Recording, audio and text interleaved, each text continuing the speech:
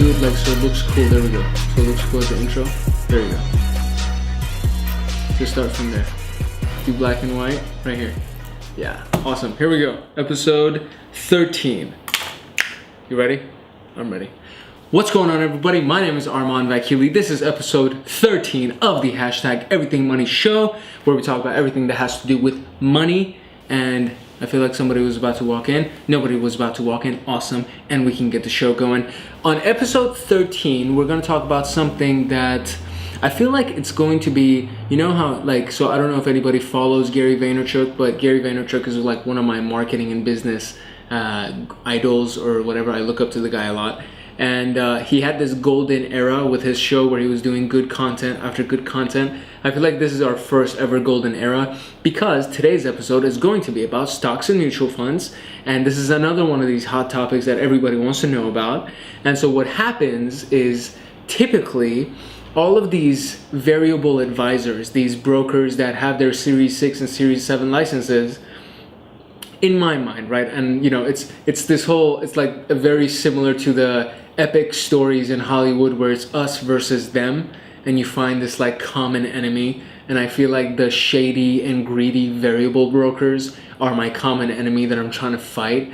And so the reason why they make as much money as they do is that stocks and mutual funds is an area where most people are not very knowledgeable. And so they automatically outsource it to somebody who's this really fancy looking person with a nice suit and a great smile and smells good, so on and so forth. And the guy sounds like he knows what he's talking about. And so they go and they hire the guy and they give him his money. And this is where you see the poor 55-year-old that was 5 years away from retirement, losing everything that he has in his retirement account because some guy or some chick sold him on this great idea of go invest into the marketplace, go invest into stocks, mutual funds, whatever it may be. We'll diversify you. You're not going to lose any value, so on and so forth. And he ends up losing the entire money that he saved for the last 30 years or for the last 40 years. So what I would like to do is clarify. Now, here's what I'm saying, okay? I don't think stocks are bad. I don't think mutual funds are bad. I just think if you don't know what you're getting yourself into and you just outsource it to somebody completely and you never ask a question about what really goes on, or you don't do enough due diligence yourself, you don't start studying everything that your money's being invested into, if you don't do those things, you're setting yourself up for failure. Because there's two types of variable brokers, right? There's a variable broker that does this set it and forget it philosophy, that I'm going to take every single one of my clients and I'm going to put their monies in these specific categories or in these specific funds, and that's pretty much what it's going to be like across the board, right? So that's the set it and forget it broker, and those are the ones that typically end up losing a lot of money for their clients. Then there's the other broker that does the legitimate active management on a daily basis. He keeps track of the marketplace, he keeps track of what's happening with his clients' money, and he makes the moves according to what's happening on that day and what's going on in the world and in the news and everything like this. And that way he's able to not only avoid loss for their client, but even make money for their client in a time that it's a down market, right? So there are a lot of people that make a lot of money in down markets. Unfortunately, they're few and far between because they don't have either the knowledge base themselves. They don't have either the knowledge base themselves, or they don't have a broker that gives enough of a damn that will actually go ahead and really seriously take enough of a look at their assets and at their diversified portfolios to actually make the right moves for that. So here's how it works, okay? A stock is just one company, right? A stock is one company. And let me pause for 1 second. If you have a question, I understand that I noticed a couple of people on Periscope saying that they have a question. I need you to submit your questions to me, and this applies to you also on YouTube. I need you to submit your questions to me via Twitter or via Facebook or via Instagram. And if you go to my website, armanvakili.com, all of my social media is on the front page, and you can find me through anyone that you want and then send me a question. Otherwise, I can't answer it while we're shooting live, okay? I'm trying to be as nice to you as possible, but I need to be able to take care of this. And so you have stocks versus mutual funds. A stock is a single company. So if you buy one company stock, that means, and Warren Buffett said it the best way that I heard, he said that if you buy one stock in a company, you should treat that company as if you're one of the main investors and you're actually on the board of directors. You should study so much about that company, because think about it. Think that it's your last $100, okay? And you're not gonna get anything after this. And you can only buy stocks. You're not allowed to invest it in any other way. If you can only buy stocks and it's your last $100, don't you think that you're gonna really read into the company that you're investing in, or like read into the stock that you're about to buy, and just make sure that you're not gonna lose your money? Maybe you will even turn your $100 into $110. Like, these are some of the things, but people just don't really consider it that much. They don't look into it that deeply, right? So a stock is a single company that you're purchasing. Then the mutual fund is just multiple companies, multiple stocks inside one fund. And the way that works is that you can have a mutual fund of 5 companies, you could have a mutual fund of 50 companies, or you could have a mutual fund of 500 companies. One of the most famous ones is the S&P 500, the Standard & Poor 500 of the top profitable companies currently in the marketplace, right? And that's simply all it is just a mutual fund. And it has 500 different companies in it. And when you buy into that mutual fund, you're buying a piece of every single one of those 500 companies. Now, the issue with that is that at any point, any single one of those companies could go bankrupt, completely out of business. Some kind of bad press could happen with one of those 500 companies, and your portfolio can take a hit.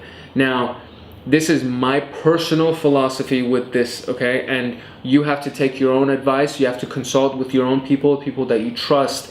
The only thing that I believe in is, if you're going to put your money somewhere that you can take a hit, and you're not going to study about it, and you're not going to look into it, and you're just going to kind of take a shot and see how it's going to work for you, I feel like you're setting yourself up for extreme amounts of failure and headache and heartache and just stuff that you don't have to do.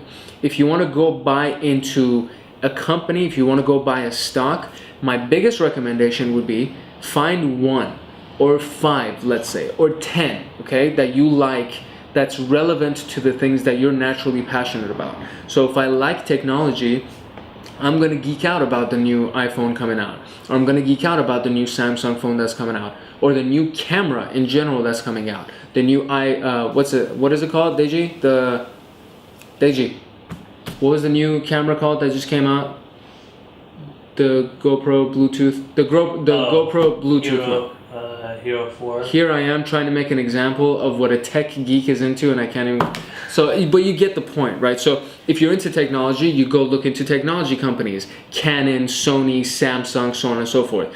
If you're into video games, you go into the company, like you follow the companies that make a bunch of really awesome video games. If you're into stamps, if you're into paintings, if you're into couches, I'm just looking around. If you're into lighting fixtures, if you're into tripods, I mean, whatever it is, as long as you're naturally into it, then you're not going to have a problem reading about it. And at the same time, you probably are going to know what the best companies are. You know what I mean?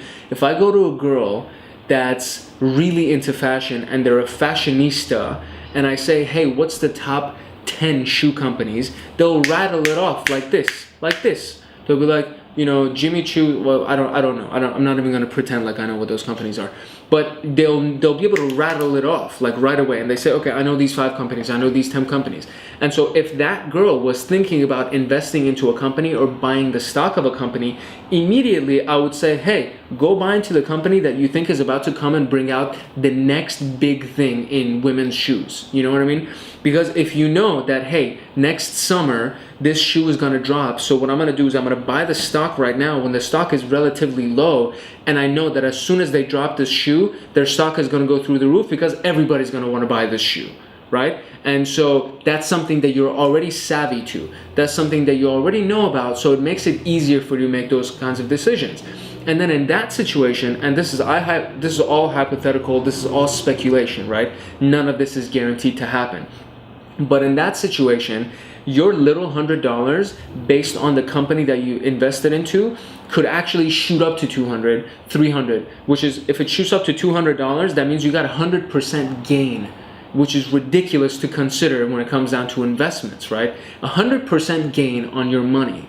Now, if you split that, and instead of going into investing your money into one company and you split it into 500 companies, your 100% gain is going to keep shrinking and keep shrinking, because now the average needs to be split between 500 companies, and you're going to take all of the wins and losses of all these companies. And every single company across the board needs to be winning in order for you to make any kind of a return. Does that make sense? So when you're investing into stock, and again, so you have to go consult with your advisor, you have to go talk to your people and see what really you like doing and what feels the best to you. I'm just trying to point out the different viewpoints, the different philosophies that are available to you, so you fully understand what's going on. And obviously I want to point out all of the basics as well, so you understand what's happening. So I think that's pretty much what's going to be about stocks and mutual funds. This is all I'm going to cover in this category. The only other thing that I will say, as far as the taxation of the money that grows inside stocks and mutual funds, you owe capital gains taxes the year that you cash out, right? So if I buy them this year and I sell them this year, whatever interest I gained, whatever I had, I owe capital gains tax on it.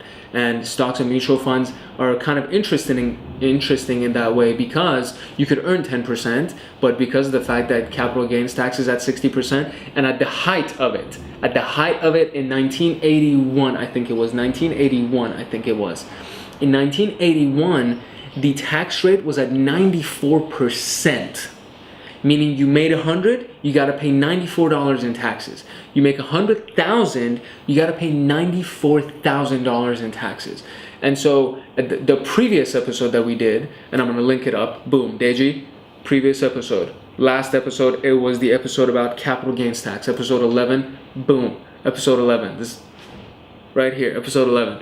So episode 11 was talking about how to avoid paying capital gains tax. So that's available to you, right? And so just leverage all of these things, leverage all of that information, and try to soak up as much as you can so you're prepared for everything that's going to happen in the financial spectrum of your life, right? It's just like anything else. The more you study about it, the more you learn about it, the better you become. And ultimately, what's awesome about the game of money is that the better you become, the more money is in your bank account. So it's very directly reflected on how good you are. If you suck, you don't have as much money, or you lose more money. If you're pretty good, then you're going to end up making more money, saving more money, investing your money properly, and it just adds up, right? So the game of money is really interesting that way. Whoever ends up getting more points than the other person typically end up making more money than the other person. So that's how it works for me. And I kind of look at it as a video game. But then at the same time, if you don't fully understand what risks you're putting yourself as, there is no reset button. You know what I mean? There is no reset button with the stock market. If you lost $50,000, you just lost $50,000. So that's kind of the one part of it that you have to just be careful about. So I'm going to try to be good on my time. I want to stay true to my commitment of making short, concise, packed episodes for you. So this was episode 13 of the #EverythingMoney Show, where we talk about stocks and mutual funds and all that good stuff. Share it with your friends. Leave comments below. Leave questions below. I hope you really, really enjoyed it. And your questions feed me, your comments feed me, and it allows me to gauge where you are with your mindset and your knowledge base, so I can go ahead and customize my content for future reference for you guys. So this is all about you, baby. This is all about you. And I just want to make sure that you succeed financially. So if you don't ask me the questions that are sitting right there on your mind that applies to you, then I can't answer it and I can't help you succeed. So please, please, please ask your questions and then share it with your friends so that they can ask their questions, so on and so forth. Subscribe to the channel, and I think that's pretty much it. Follow us on Periscope, just in case you're not following on Periscope. Everybody is actually loving it right now, which I'm so excited about. And I think that's pretty much it. Man behind the camera is Deji Bankole. Bam, that's Deji right there. And we are going to see you in episode 14 of the #EverythingMoney Show. The screen is about to black out, okay? And then you're gonna see all of my social media. Follow me. You can press stop.